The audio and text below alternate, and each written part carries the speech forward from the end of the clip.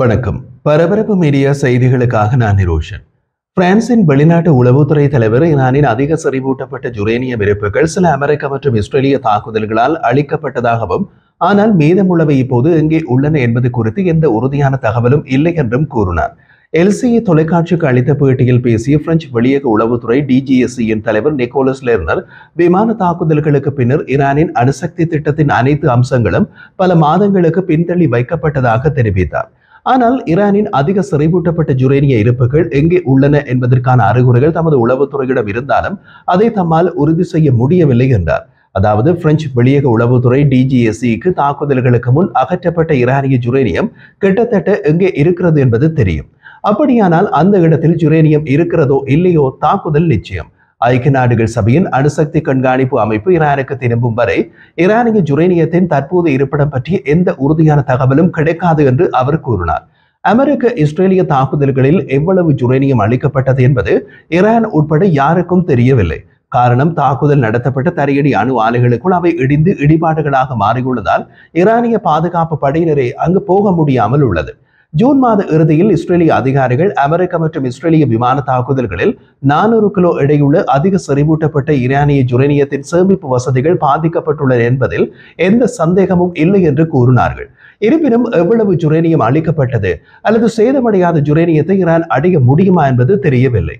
இஸ்ரேலிய அதிகாரிகள் கூறிய போது தாக்குதல்களுக்கு முன்னரோ அல்லது பின்னரோ அணுசக்தி செறிவூட்டல் வசதிகளில் இருந்து யுரேனியத்தை ஈரான் எடுக்க முடியவில்லை என்பது கிட்டத்தட்ட உறுதியாகிவிட்டது என்றனர். நெதர்லாந்தின் ஹேக்கில் நடைபெற்ற நேட்டோ உச்சி மாநாட்டில் ஒரு செய்தியாளர் கூட்டத்தில் அமெரிக்க ஜனாதிபதி டொனால்ட் ட்ரம்ப் ஈரானிடம் இருந்த அனைத்து செறிவூட்டப்பட்ட யுரேனியமும் கொண்டுவீச்சுக்கு உள்ளான தளங்களுக்குள் இருந்ததாக கூறினார். அதை நகர்த்துவது மிகவும் கடினம் என்று இஸ்ரேலிய அணுசக்தி ஆணையத்தின் அறிக்கையிலிருந்து அவர் படித்தார். தனது உரையில் ஈரானின் அணுசக்தி நிலையங்களில் அமெரிக்க தாக்குதல்கள் ஏற்படுத்திய பேரழிவின் அளவை ட்ரம்ப் தெரிவித்தார். மேலும் ஈரானிய அணுசக்தி நிலையங்கள் மீதான அமெரிக்க தாக்குதல்களை ஹிரோஷிமா மீதான அமெரிக்க குண்டுவீச்சுடன் ஒப்பிட்டு அமெரிக்க அணுகுண்டு தாக்குதல்கள் 2ஆம் உலக போர் முடிவடைந்ததை போலவே ஈரானிய அணுசக்தி நிலையங்கள் மீதான அமெரிக்க தாக்குதல் இஸ்ரேலுக்கும் ஈரானுக்கும் இடையிலான போரை முடிவுக்கு கொண்டு வரும் என்றும் ட்ரம்ப் கூறினார். அமெரிக்க ஜனாதிபதி டொனால்ட் ட்ரம்ப் தனது புளோரிடா மாளிகையில் சூரிய குளியல் செய்யும் போது சிறிய ஆளற்ற விமானத்தால் தாக்கப்படலாம் என்று ஈரானிய அதிகாரி ஒருவர் கூறிய அச்சுறுத்தலை புறக்கணித்து சிரித்த ட்ரம்ப், சிறுவயதில் இருந்து தாம் சூரிய குளியல் செய்வதில்லை என்று செய்தியாளர் குழுவிடம் கூறினார்.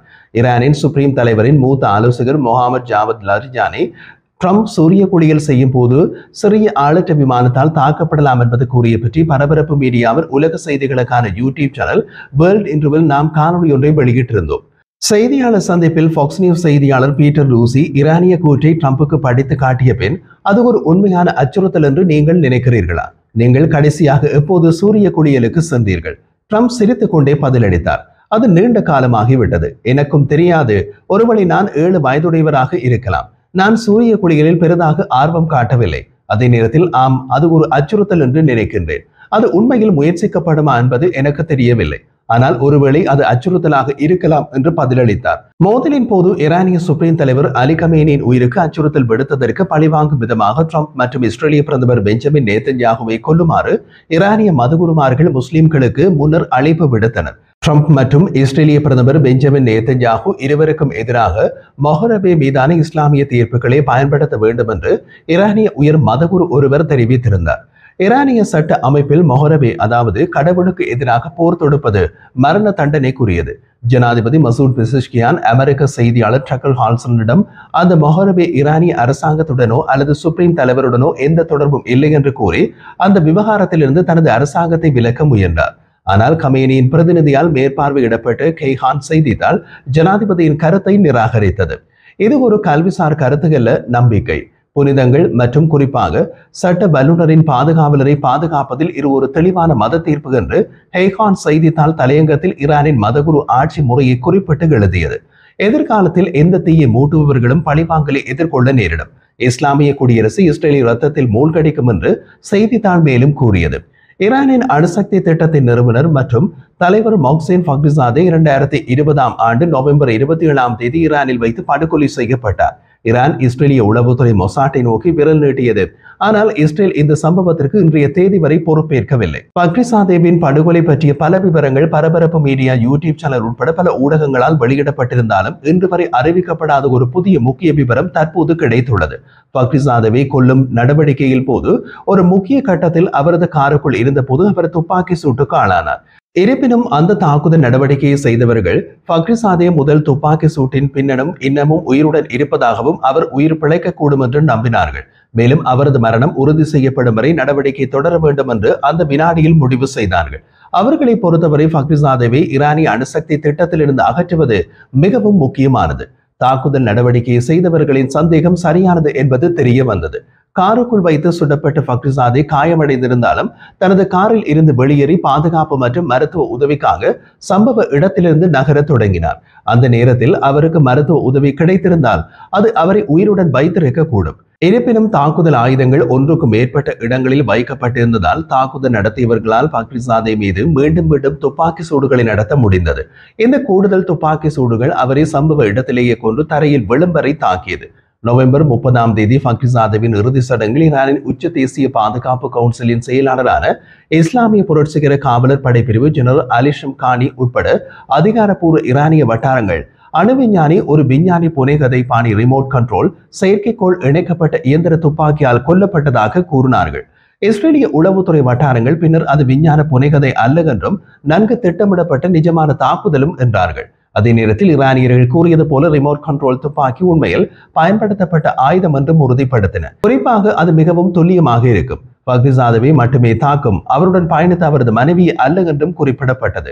ஈரானுக்குள் 20 பேர் கொண்ட குழுவால் இந்த துப்பாக்கிகள் வெடிப்பொருட்கள் துண்டு துண்டாக ஈரானுக்குள் கொண்டு செல்லப்பட்டு 8 மாதங்களாக ரகசியமாக அங்கு ஒன்று சேர்க்கப்பட்டது. அந்த 8 மாதங்களும் 20 பேர் கொண்ட குழு பக்ரிசாதேவின் ஒவ்வொரு அசைவையும் கண்காணித்தது. ஈரானின் கூற்றுப்படி மொசாட்டுக்காக பணிபுரியும் ஈரானிய முகவர்கள் துப்பாக்கிகளை தாக்குதல் நடத்தப்பட்ட இடத்திலிருந்து நூற்றுக்கணக்கான மைல்கள் தொலைவில் மறைத்து வைத்திருந்தனர். அமெரிக்க தயாரிப்பு 7.62 mm M240 ரக இயந்திர துப்பாக்கி ஒரு நீல நிற நிசான் யம்யாத் பிக்கப் ட்ரக்குக்குள் உள்ளே பொருத்தப்பட்டு இமாம் கொமேனி வீதியில் நிறுத்தப்பட்டிருந்தது. பிரதான சாலையில் மற்றும் ஒரு கார் பழுதடைந்தது போல வீதியின் ஓரத்தில் நிறுத்தி வைக்கப்பட்டிருந்ததாக கூறப்படுகிறது. அதில் படுகொலை இடத்திற்கு 3/4 மைல் முன்பு பக்ரிசாதேவின் அடையாளத்தை உறுதிப்படுத்த கேமராக்கள் பொருத்தப்பட்டிருந்தன. பின்னர் டெஹ்ரானில் இருந்து சுமார் 40 மைல் கிழக்கே கருப்பு நிசான் டீனோ செடானில் பயணித்த போது பக்ரிசாதே சுட்டுக் கொல்லப்பட்டதாகவும் காரில் இருந்து வெளியேறி இரத்த வெள்ளத்தில் சரிந்ததாகவும் தெரிய வருகிறது. ஈரானின் ஸ்தாபக அணுசக்தி தலைவர் ஹெலிகாப்டர் மூலம் வெளியேற்றப்பட்டார். ஆனால் உள்ளூர் நேரப்படி மாலை 6:17 மணிக்கு ஈரானின் பாதுகாப்பு அமைச்சு அவரது மரணத்தை அறிவித்தது. பக்ரிசாதே ஈரானிய அரசால் மிக உயர்ந்த தியாகியாக அறிவிக்கப்பட்டார். மறுநாள் பச்சை, வெள்ளை மற்றும் சிவப்பு நிற கோடுகள் கொண்ட ஈரானிய கொடியால் பொருத்தப்பட்ட அவரது சவப்பட்டி ஒரு தேசிய வீரனாக இருக்கும் உணர்வில் ஒரு மரியாதை காவலர் மூலம் இஸ்லாமிய குடியரசின் புனித தலங்களுக்கு எடுத்துச் செல்லப்பட்டது. மொசாட்டின் இயக்குநராக ஜோசி ஹோகன் 2016 முதல் ஜூன் 2021 வரை இருந்த காலப்பகுதியில் இந்த இலக்கு தாக்குதல் நடத்தப்பட்டது. 2002 முதல் 2011 வரை மொசாட்டின் இயக்குநராக இருந்த மெயில் டகன் இருந்தபோது 2009 பக்ரிசாதேவை கொல்ல விரும்பினார்.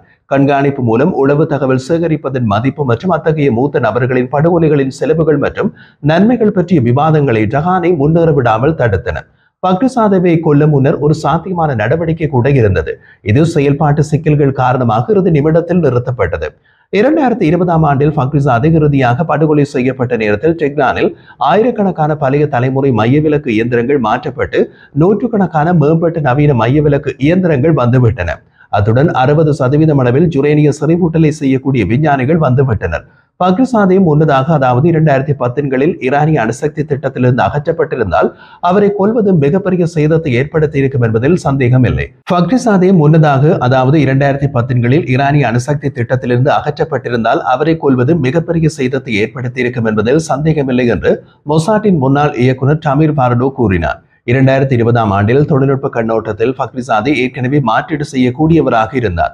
ஆனால் ஒரு பெரிய அளவிலான அரசியல் கண்ணோட்டத்தில் பக்ரிசாதே ஈரானிய உச்ச தலைவர் அயதுல்லா அலி கமேனியுடன் தனது அதிகாரம் மற்றும் செல்வாக்கின் உச்சத்தில் இருந்தார். மேலும் இஸ்லாமிய குடியரசின் அணுசக்தி நடவடிக்கைகளில் அவரது 25 ஆண்டு கால இரும்புப்படி தனித்துவமானது.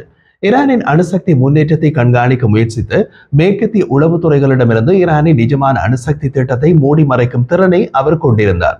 சில அணுசக்தி துண்டுகளை மறைத்தல், சிலவற்றை மறுபெயரிடுதல் மற்றும் மற்றவற்றை அரை சிவிலியன் அணுசக்தி திட்டங்களாக வெளிப்படுத்தல் ஆகியவற்றை அவர் வெற்றிகரமாக செய்தார்.